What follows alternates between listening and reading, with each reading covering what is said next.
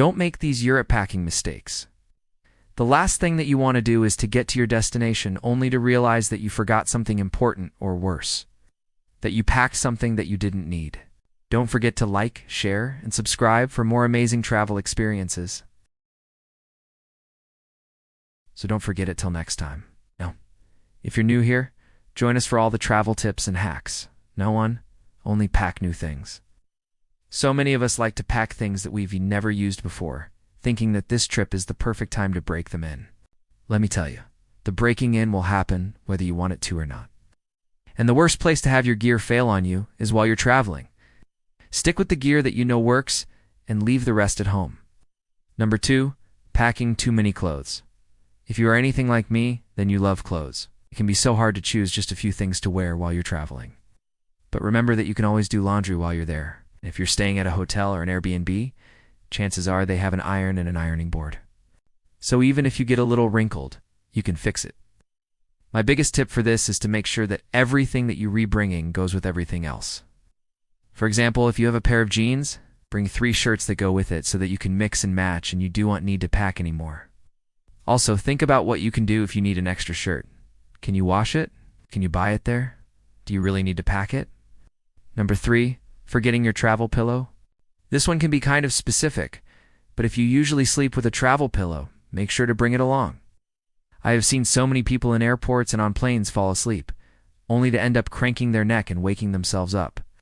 Plus, if you're going from time zone to time zone, sleeping on a plane can be the difference between being well rested and looking like you have unslept in weeks. Number 4, not bringing an empty water bottle. So many countries in Europe have amazing tap water, but you might not be able to drink it because it isn't bottled. That being said, I'm from the US, and I see so many people walking around with single-use plastic water bottles all the time. So when I'm traveling, I like to bring my own reusable bottle. Not only is this better for the environment, but you also get to save some money. You can fill up your bottle once you're through security at the airport. Or if you're exploring a city, there is almost always a water fountain somewhere nearby. One thing to note, though, is that not all European countries have safe tap water. So make sure that you look that up before you go. Number 5, packing something you can buy there. You may think that you're saving time by packing it, but you could easily find it there and maybe even find something better. One thing that I always forget to pack is a good rain jacket. I have bought one in every country that I've visited. It's just easier than trying to bring one from the US. Plus, then I have a jacket that is meant for that climate, and it's something that I can use long after my vacation is over. If you're not sure what you can buy there, ask your hotel or Airbnb host for suggestions. They'll know where to send you. Number 6, forgetting travel adapters. This is a mistake that a lot of people make, but if you're coming from the US, Australia, or some other country that uses the 2-pronged plug, then you definitely need to make sure that you bring a travel adapter. Some countries in Europe use the 2-pronged plug, but most use the 2 or 3-pronged European plug. The last thing that you want is to get to your destination only to realize that none of your electronics will work. So make sure that you bring a universal travel adapter so that you're prepared no matter where you go. Number 7, packing more than you can carry. This one is a little bit obvious. You'd be surprised by how many people try to carry more than they can handle. When I was younger, I would try to lift up my suitcase, and if I couldn't lift it up, then I knew that I had packed too much. I still do this today, but now I add in how far I have to carry it. If I can't carry it down a flight of stairs without stopping, then I know that I've gone too far. One thing to keep in mind is that you can always ship something ahead of you. Most major airlines allow you to ship bags to your next destination for a fee. So if you get there and you realize that you've packed too much, then you can send the rest of the way. The main benefit to this is that you won't have to worry about carrying that weight around with you for the rest of your trip. Just make sure that you arrive at the airport early enough to drop your bag off. Number 8, not bringing along a foldable bag. One thing that I always bring with me is a foldable bag. It can be a backpack or a purse. This is great because it means that you do and have to choose between bringing something with you or keeping it in your luggage. If you're only allowed to bring one bag on the plane, then you can always check your big suitcase and take out your foldable one. Or if you're going from city to city and want to lighten your load, you can do the same thing. You can put the big bag in the front and then take out your foldable one. It also gives you a chance to switch up your style a little bit. Number 9, bring in too many souvenirs. Y'all love souvenirs, but they can be heavy, and they can take up a lot of space in your luggage. Instead, why not take a picture and leave some space for all those new clothes that you're going to buy? Another option is to buy something small that you can use while you there and long after you back home. Number 10, not using compression cubes. If you have ever tried to fit a week's worth of clothes into a carry-on bag, then you know how difficult it can be.